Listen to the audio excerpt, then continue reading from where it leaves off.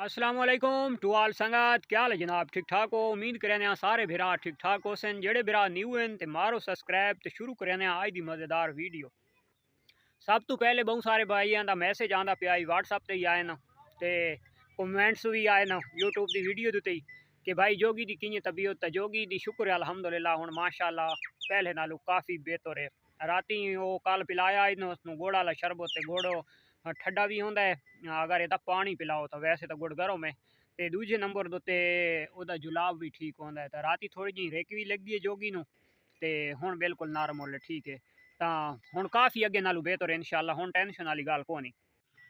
मरक माशाअल्लाह मिसई नाल खानियां खलोतियां ते रात आला पानी पिए ठंडा, ये थोड़ा थोड़ा नाल पीनियां रातन, क्योंकि मिसे दे नाल ना पानी बार बार पीवना होंदा है, बार बार पानी पीनियां ते माशाअल्लाह इन्हां दोते काफ़ी है। ते सैकेंड टाइम इन्होंने कोई चारा वगैरह पाया वैसी। तो दूजे नंबर तो अपना गुआरा पागिए जो बरियानी काश्त किया होया आई ना, वो पागिए वो मैं वहाया होया आई कैं बंदे नाल हिस्से दोते। हिस्से का ये मकसद आई कि मुजेर दोते बी ते हल ये उस टाइम मैं किते हैं, लेकिन अद्धा बी उस देवना आई। हल सारे मैदे हैं। 12,000 का बी जिदा से 6,000 रुपए दे हल ववाया से, ते 18,000 रुपया उस टाइम मैं लाया जिस टाइम काश्त ही नहीं पई आई गुआरे की। 18,000 दे 6,000 रुपया मैं वो वसूल कर गए सा, ते बकाया 12,000 रुपया समझो मेरा खर्चा उसी 6,000 रुपये वो आ गए सा। दूजा हुण आ गई कपाई का मौसम, तो हुण जनाब सारे को गुआरा कपींदा वध है। कि'यां कपींदा वध है कि जेड़ा बंदा कपेसी कप के ते ढो देसी कट्ठा करके देसी, तां वो अद्धा मिसा च आ गए सी। तो हुण अद्धा मिसा देने तो वत अद्धे नूं असां वत अद्धो करना पोसी जदू भाई वाल हाँ। तो हुण वो गुआरा ही मैदी सलाह बनी अपनी खलोती है भाई आप कप गिनने वो गुआरा आप कप गिन सा, तो अद्धा मिसा वो कपाई वाला वंड गिन सा। पिछू जड़ा अद्धा बई सी तो अद्धा परले बंदे दा मालिक दा ते अद्धा वत मैदा, ते यानी कि चौथा हिस्सा उसका बन वैसी मिसे दा, त्रै हिस्से मिसे दे मैदे बन वैसे, क्योंकि बरियानी मिसा जड़ा गुआरे दा होंदा है वो बहुत बेतहाशा चंगा होंदा है। वो ना कोई होर पानी लगे हुए होंदा है, ते कुदरती तौर पर होंदा है, उसका कद छोटा होंदा है, फली मजबूत होंदी है, वो प्रोटीन ज़्यादा होंदी है। ते जेड़ा निकल सी वो बीज यानी कि गुआरा वो त्रेशोर दे के बकाया जितना थी सी अद्धा वो चाह गिन सी ते अद्धा मैं चाह गिन सा। ते अगर बारिश मारो शाह वने तो फायदा माशाअल्लाह बहुत थी पौंदा है। ते साढ़े को जड़ियाँ थे मुजेर दो जमीन वानी ना, कोई फसल ये कणों के बाजरे गंदों में जेड़ी चीज़ भी है तो मूंगी है गुआरा है, तो जेड़ी शाय भी है ना अगर जेड़े मुजेर ते वहंदे ना जड़ा हल ते बीज होंदा है वो मुजेरे दा होंदा है, ते ज़मीन मालिक दी होंदी है। जेड़ी बाद विच स्प्रे थी सी या बाद दे विच जड़ा को बोर चल सी या वाह बाद दे विच जेड़ा भी खर्चा थी सी ना वो दुहां बन्ना दा ना पार्टनरी दे विच होसी। अगर 4,000 लगे तो 2,000 ओदा ते 2,000 रुपया ओदा,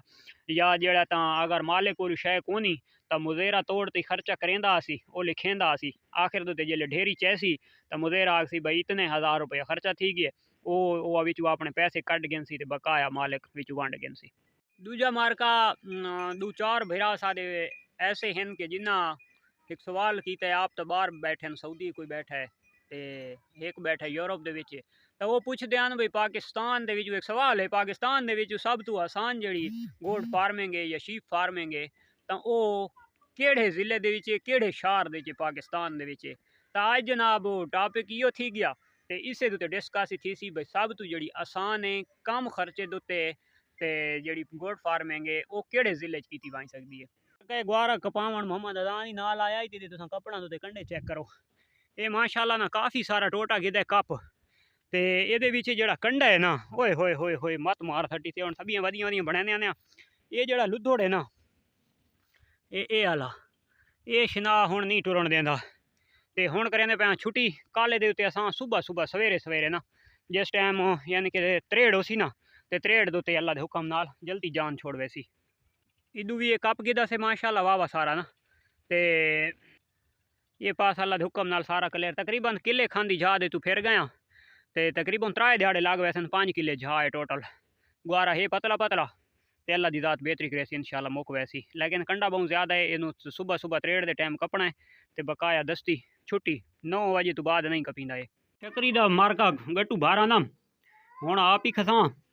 ते जोगी नू खलवैसूं जूस बना बना के जोगी नू पहले हाँ भाई ठर वने जोगी। ये माशाल्लाह गट्टू गड़का ना ते मजे न मरका माशाल्लाह जोगी माल्टा खांदा पिए। ये चेक कर गया जोगी नू राती रिक भी बड़ी लगी है, ते हुण बिल्कुल ना ओके हो गए। वो असल दिता ना इसनू गुड़ ते गुड़ दे नाल इसमें जुलाब लगा हुण माल्टे शाल्टे खासने ते मैदा ठंडा थी वैसी माशाअल्लाह टाइम थी गए 4:30 ते इन्होंने सब्ज़ चारा भी दिते पा